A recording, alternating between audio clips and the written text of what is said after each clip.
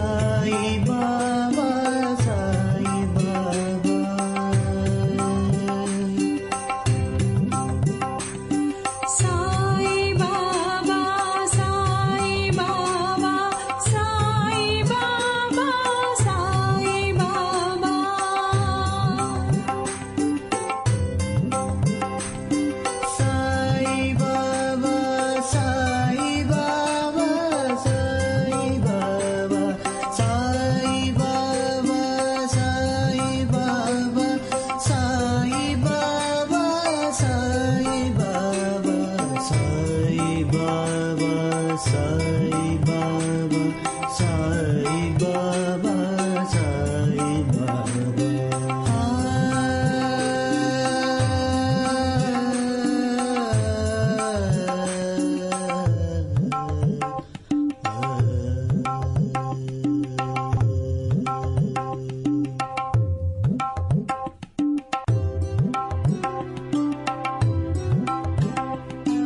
Sai Baba Sai Baba